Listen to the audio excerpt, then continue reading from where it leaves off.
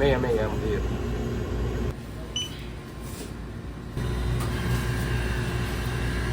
আসসালামু আলাইকুম ওরহমতুল্লাহ বারাকাতুহু। আমন্ত্রণ জানাচ্ছি আজকের পর্বে সৌদি আরব থেকে আমি সুহেল রানা। আমার আজকের বিষয় হলো সৌদি আরবে সুপার মার্কেটে কাজ করতে হলে কি যোগ্যতা প্রয়োজন, কি কাজ করতে হয়, এখানে কত টাকা বেতন, কত ঘন্টা ডিউটি, একামা অর্থাৎ ওয়ার্ক পারমিট কে বানিয়ে দেয়, থাকা খাওয়ার দায়িত্ব কার, কতদিন পর পর আপনি দেশের ছুটিতে যেতে পারবেন, অর্থাৎ সুপার মার্কেটের কাজের বিষয়ে এ টু জেড সরাসরি এখানে যারা কাজ করছেন তাদের কাছ থেকে আপনাদেরকে আমি শোনাবো।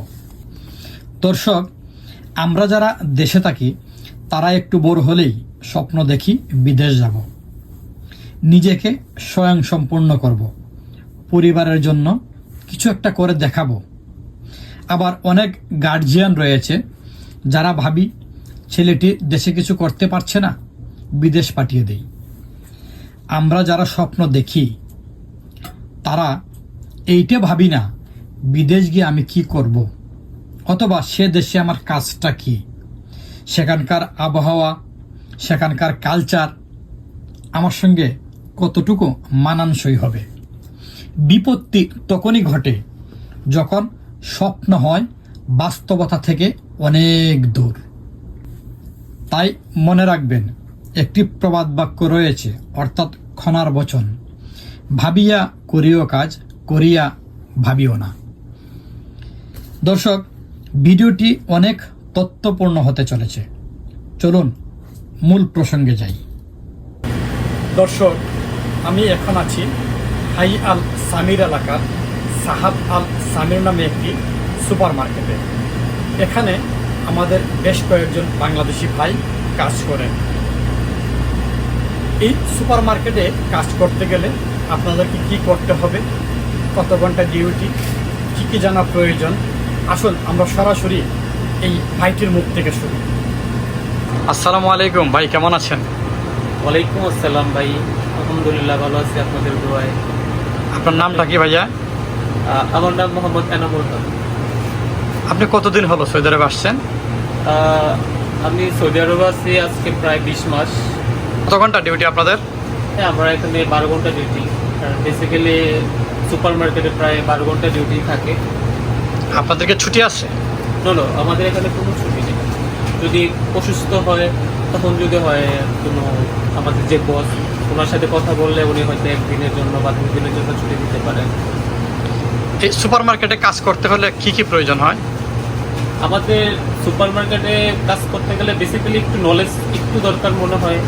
যারা বেশ পড়াশোনা একটু হলেও জানা আছে তারা হয়তো করতে পারে, আর যারা পড়াশোনা জানা নাই তারা হয়তো তাদের জন্য একটু ডিফিকাল্ট হয়ে যায়, একটু কষ্ট হয়ে যায়। কারণ এখানে আপনার অনেক নামের প্রোডাক্টের অনেক নাম জানতে হয়, মুখস্থ রাখতে হয়।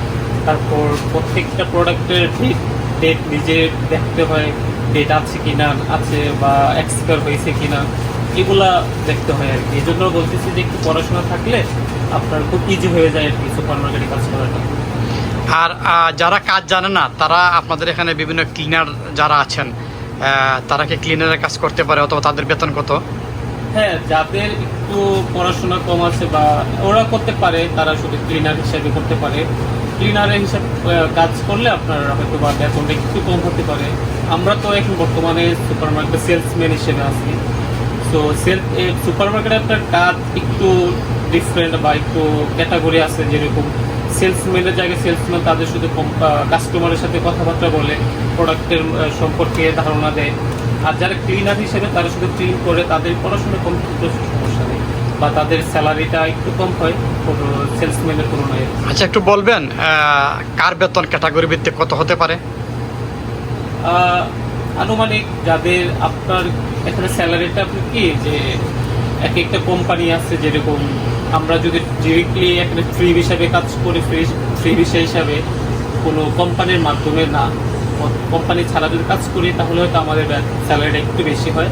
আর যারা কোম্পানির মাধ্যমে, যেরকম সাপ্লাই সৌদি আরবে বা বিভিন্ন দেশের মধ্যে সাপ্লাই কোম্পানি অনেক আছে, যদি ওদের মাধ্যমে হয় তাহলে হয়তো স্যালারিটা একটু কম হয়। ধরেন 1000-1200 রিয়ালের মতো হয়। আর যারা এমনি সাপ্লাইসার আসে তাদের হয়তো বেতন আপনার 1800-1900-2000 রিয়াল এরকম হতে পারে।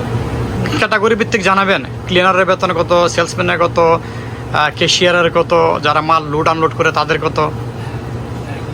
হ্যাঁ, আপনি যেটা বলছেন এটা ঠিক আছে, এটা প্রত্যেকটা মানুষের জানা উচিত যে যারা সেলসম্যান হিসেবে কাজ করে হ্যাঁ ক্যাটাগরি সর্বনিম্ন যেটা মনে হয় 1800 টাকা, যেরকম আমরা এখন পাই 1800 টাকা। আর যারা আপনার ক্যাশিয়ার হিসেবে কাজ করে ওদের সর্বনিম্ন বেতন 2000 টাকা, 2000 টাকার উপরে ওদের বেতন হতে পারে। আর যারা ক্লিনার হিসেবে কাজ করে ওদের সম্ভবত 1200, 1300, 1400 টাকার উপরে ওদের স্যালারি হয় না। আচ্ছা, আরেকটা বিষয় আসে, এই যে থাকা খাওয়ার যে বিষয়টা, এটা অথবা কামা খরচ যেগুলো, এগুলা কিভাবে হয়?